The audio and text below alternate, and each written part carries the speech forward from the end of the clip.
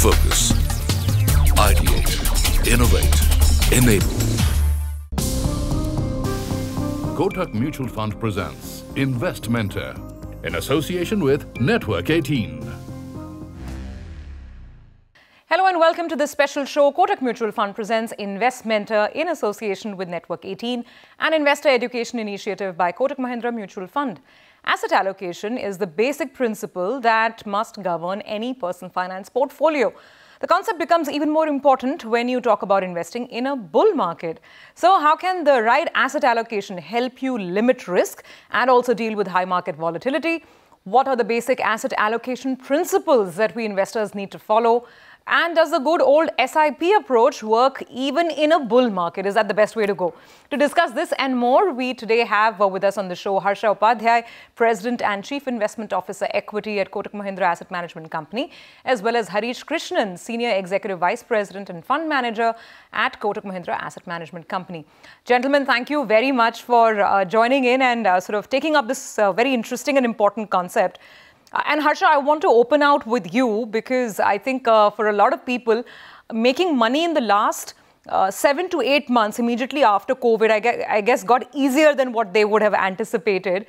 But looking at today's environment and the fact that over the last 1 month, the market has been marked by much higher volatility. What would your opening thoughts be in terms of the need to have the right asset allocation? Surabhi, clearly, I think there will be phases in the market which makes you believe that any investor can make money very easily. But if you're a long-term investor, you would have realized that such phases don't last long, and there is going to be volatility attached to every equity move. So, to that extent, the past returns should not really drive one's asset allocation. At all points of time, investors should be careful in terms of what are the asset classes that they are getting into, whether they are correlated with each other, how much of their wealth should go into each of those buckets, etc. If I were to give an analogy of food, for example, we may like a certain kind of food, but that doesn't mean that we keep eating the same kind of food all the time. If we were to do that, there could be complications in health. Similarly, if you leave out some kind of a food, there could be vitamin deficiencies as well. So you need to have a very balanced diet. Similarly, when you are investing, you need to have a very balanced asset allocation so that you don't take excess risk, and also your liquidity needs in the later years are taken care of, and overall portfolio also gives you optimal returns. So that's the basic message that I would like to give at this point. Harish, let me bring you into the conversation as well. I guess a lot of people don't think very holistically about their portfolios. That's another thing that, they dive headlong into equity, perhaps don't take into account the entire fixed income part of it as well. So what would your opening thoughts be, given that we are, investing in a very interesting second COVID wave sort of an environment? In financial terms, don't put all your eggs in one basket. It's pretty much asset allocation. We all know that, there's a common used axiom in financial markets that there is no free lunch. But if there is one free lunch, it is that of diversification. Now, the beauty of asset allocation is that you bring in two uncorrelated or less correlated asset classes together. And by magic of diversification, you actually get better risk-adjusted returns. Now, this is a very simple concept that we've all been introduced to. We all shake our heads when we go through all of these knocks in life that, one shouldn't be entirely into one asset class, one shouldn't be entirely bullish or entirely complacent, and therefore one needs to look into it. One needs to be a bit more prudent. One needs to understand that each decision that one takes comes with a certain amount of risk, and one needs to balance it out. And therefore, once you combine all of this holistically, as you rightly put, rather than get carried away by the last 6, 7, 8 months, one needs to see the journey that, all these asset classes will take us through over the course of the next 5, 10 years. And when we start picturing us in that journey, I think a lot of decisions become a lot more easier in terms of constructing a very balanced and a holistic portfolio. Okay, fair enough. Harsha, let me ask you about the options that investors have when it comes to mutual funds, when one is looking to sort of have a well-balanced portfolio. You have equity funds, you have debt funds, then you also have hybrid funds, and you have funds that move between both of these asset classes. So how to make the right choice? And tell us a little more about all the categories that are on offer. Clearly, the two big categories are equity and fixed income. As the name suggests, these will be predominantly equity or fixed income funds. While equities come with higher volatility, the expected returns on equity is also higher as compared to fixed income.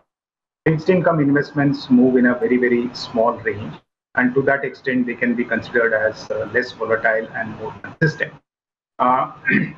Now, combination of these two asset classes is what is provided through hybrid funds or asset allocation funds. In hybrid funds, the asset allocation may be fixed at a particular level, maybe 70-30 in favor of equity or 50-50 in favor of equity and fixed income, etc. But in dynamic asset allocation products, the equity allocation essentially moves in line with valuation and the overall trend in the market. So to that extent, at higher valuations, the portfolio manager or the fund house will decide to reduce equity allocation, and at lower valuation levels, naturally, the allocation will increase to equity bucket. So these are the products which can be explored by investors. For usually the ones who are informed, they can take a call in terms of choosing an equity fund or a fixed income fund. For those people who are unaware of asset allocation and how to do that, I think some of the dynamic asset allocation category funds would be ideal, because in that case, they need not really worry about asset allocation, and the portfolio manager would be taking those decisions. And overall, at various valuation levels, your equity allocation and hence the rest of the debt allocation will also move up and down. And over a period of time, these funds have shown that the asset allocation done by the fund houses have been reasonably good in terms of providing sustainable and consistent long-term returns. Harish, now let's talk about the current market and, the bull market, perhaps, as some people would call it. Now, what would your view be? We've seen this heady rally, and now we've seen some concerns seep back in. So tell us this. Every time the market gets into the mode of a bit of euphoria or, a lot of excitement, some would say overexcitement, what are the first steps to take in order to limit your risk? What is the approach that a medium risk investor needs to take in such an environment? So the investment is all about marriage of numbers and narratives, right? You obviously have earnings, which guide a particular, numerical approach to how to play in the markets, and then you've got the narrative or the sentiment, which is how people and the collective behavior of various market participants in terms of impact prices. Now, what we've seen is that generally markets tend to be dictated by two broad emotions. The first emotion is that of greed, and the second emotion is that of fear. Now, it's very easy for anyone to keep saying that, one shouldn't be swayed by both these emotions. But however, one is in the markets, I think it is natural for these human tendencies to keep coming through. And therefore, an asset allocation is essentially a check on both these extreme behaviors of greed and fear, so as to have a balanced kind of an approach to investments. Now, how do we go about doing that? So we've got obviously insights into how earnings and how business cycles are likely to perform in the future. However, as we all know, predicting future is not is never something that comes 10 by 10. You obviously have a probabilistic view of the future, but the more important thing is to look at how narratives are being spun around. Okay, and how do we kind of objectively track narratives? It can be in the term of, say, what has been the past returns for these asset classes. Have they been very lumpy? Have they come through significantly in the last, say, 1 to 3 years? Or have they been more average, like how they've been over the last, 10, 15 years? So, for example, while, as you rightly pointed out, the last 8-9 months makes investment look very easy. But if you take a slightly longer view of markets, equity returns in, say, large cap or Nifty, for example, may have been more in the region of 12 to 14% if one takes a 5-7 or even a 10-year rolling return kind of a perspective, which is not very excessive. So therefore, one can keep a check on all of these kind of factors to try and see where we are in this greed and fear cycle, and then arrive at a reasonable, optimal way to try and arrive at how do you make your overall portfolio. But the bigger thing is, what is your own goals? How is that risk profiling from that perspective? And basis that, if we can blend both of these, both the external worldview as well as the internal from a behavioral part of view, then I think one has a very good way to arrive at a decent, balanced or an asset allocation approach to investing. Okay, fair enough. Well, let's do one thing. We'll take a quick break on that note. The conversation will continue on the other side. And we will ask Harsha a little more about the equity market itself. If valuations start getting lofty, then how does an investor approach the market? What's the right way forward? The conversation on the other side. Kotak Mutual Fund presents Invest Mentor in association with Network 18. Kotak Mutual Fund presents Invest Mentor in association with Network 18. Welcome back. You are with us on the next episode of Invest Mentor, and this week we're talking about the importance of asset allocation, especially in a bull market. Now, Harsha, this is going to be a question to you. And the thing is that, when the markets are in a what is called a risk-on mode, many a times, a lot of asset classes start going up together. We see equities rising, oil prices rising, bond prices rising. So then sort of how should an investor look at making sure that he limits the element of risk that might be building in? Because generally asset prices are inflated across the board. Is there a need to go back to the drawing board then? Yes, I think there has to be a continuous review of asset allocation. It's not that you can make an asset allocation and forget about it, because different asset classes move in a different fashion, and at various points of time, the asset allocation that you have intended in the beginning would have changed. So to that extent, there needs to be a continuous monitoring and a review of that asset allocation. And as far as how to make that asset allocation work in all conditions is just to make sure that you don't take excessive position in any of the asset categories, given past performance or otherwise. One should look for non-correlated or less correlated asset classes. For example, usually equity and gold are two less correlated asset classes. Whenever there is a great panic in the equity markets led by economic downturn, you usually find gold seeing a lot of upward movement. So that's one of the examples. Similarly, you will have to look at all the asset classes that would be there in your portfolio and see how many of them are correlated and how many of them are not correlated or less correlated. And that gives you an idea in terms of how these asset classes would behave if something were to go wrong at some point of time. For example, even when you invest within the equity asset class, you need to see what are the kind of exposures that you have in various categories, large caps, mid caps, and also the thematic funds. Just to give an example, for example, if you have two thematic funds in your portfolio, one on the infrastructure side, one on the consumption side, these are not correlated asset classes. While equity as a whole will have some impact on these two asset classes, but the business drivers in these two segments are quite different. So you can definitely look to reduce the overall risk of the portfolio and also diversify in a good fashion. But if you have an infrastructure themed product in your portfolio and a capital goods or an engineering oriented product in a portfolio, that means that both these asset classes can move in a singular direction at many points of time. And the drivers are also mostly similar, which means that while you have two funds in your basket, these two funds are not really uncorrelated or less correlated. And to that extent, the overall behavior of the portfolio would be unidirectional. So these are some of the things that one needs to keep in mind. I've just given a few examples. Sure. Speaking of behavior, and Harsha, I wanted to ask you this as well, because typically when we start seeing the market rally in a big way, emotions come into play as well, and both greed and fear. The greed comes into play when people who already have made gains, and if they're sitting on sizable sort of gains in their mutual funds or their individual stocks, they don't want to book profit. And the fear comes into the form of investors' mind who are left out. They don't know if it's the right time to get in. They worry about whether they're buying at the peak, and they want to wait for a correction, which sometimes doesn't come for months together. So how does one navigate this? Clearly, retail investors find it very difficult to manage their emotions, greed and fear. Also, to take a call on asset allocation is very difficult for them.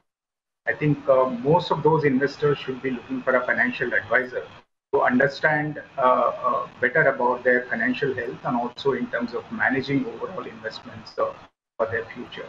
Having said that, I think the asset allocation is important simply because what you mentioned, you are unable to control your emotions at various points of time.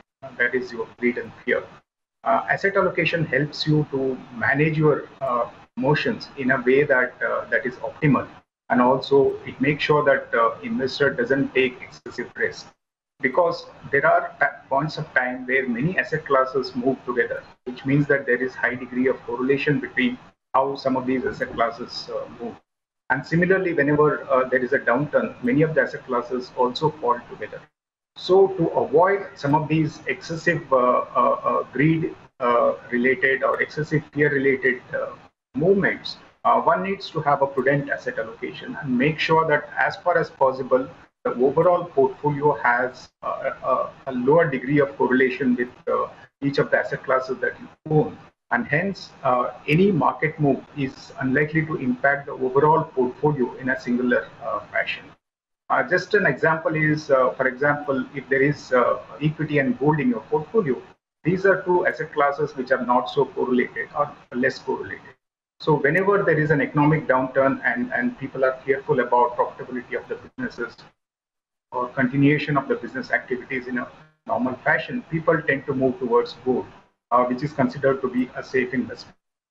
Okay. So to that extent, if your portfolio has these two asset classes, then at various points of time when one of the asset classes is not doing well, or when there is excessive fear concerning one asset class, the other asset class may provide some degree of overall comfort in the portfolio. As we're coming down to final thoughts, Harish, since for a lot of people equity is the first love, you tell us, I mean, and look at the current market context, how do you find this phase compared to the previous runs of the market where we've seen a big rally play out? People talk about valuations. Some people start comparing it with perhaps 2004. So is this looking like a bull market to you? So from an earnings or business cycle perspective, clearly, we have come through a phase of the last 5-7 years where there has been risk off from a business cycle. Businesses are consolidating, the weaker players are exiting, and overall credit growth in the industry has been very subdued. Now, this is not the first time it's happened. As you rightly pointed out, the late 90s had a similar such episode. And if you look even prior to that, maybe even the early 80s had similar such episode of a block of 5-7 years where things haven't really gone their way. Now, why is this important is to look at from a block of the next 5-7 years where a lot of these things can potentially reverse. And which is where I think we are reasonably positive on the overall business cycle. The fact that interest rates are low, the fact that tax rates have been brought down, all of them point to the fact that businesses and the overall investment drive will improve over the course of the next 5-7 years. However, if one is looking at a horizon of say 5-6 months, then we are talking of a completely different animal, because then we have to really think as to how much of this futuristic expectation of improvement in business cycle is already priced in. So therefore, if one is really genuinely a long-term investor, one is definitely a lot more positive the way things are today than what it would have been, say, a couple of years ago. And that is what underpins our overall asset allocation view towards equities. Sure. So, Harsha, final word with you then. We're talking about the bull market, keeping our investments safe, using the mutual fund route. So recap the strict rules for us and also tell us the key mistakes that one should look at avoiding when the market starts sort of moving to very high levels. One is about not taking excessive risk in a particular asset class, because if you just go by past returns and become bullish about a particular asset class, that may or may not work in the future. So I think you need to have all the asset classes in the portfolio, and many of these should be less correlated or uncorrelated with the overall portfolio. So that's the basic principle. And wherever you are looking at investments, you need to make this asset allocation and also monitor it continuously. Because if you start with a certain level of asset allocation between different asset classes, as asset classes perform over a period of time, this asset allocation will also change. So the idea is to make sure that the intended asset allocation is monitored and kept at a reasonable range all through your investing period, so that the experience is optimal. So, and in any case, the overall investment horizon should always be long term, because in the short term, it's very difficult to predict how some of these asset classes behave. And also there could be phases which are driven by external factors which would affect overall returns of the portfolio. So long-term focus and prudent asset allocation is something that will be key for successful investing for investors. Okay. All right, gentlemen, thank you very much. I think this has been a very informative and important session for all our viewers who have joined in. Thanks very much for your inputs and your insights. Well, that brings us to the end of yet another episode of Investmentor. We look forward to getting you more conversations to help you make the right decisions with your investments. Thank you for watching. Kotak Mutual Fund presents Investmentor in association with Network 18. Mutual fund investments are subject to market risks. Read all scheme-related documents carefully.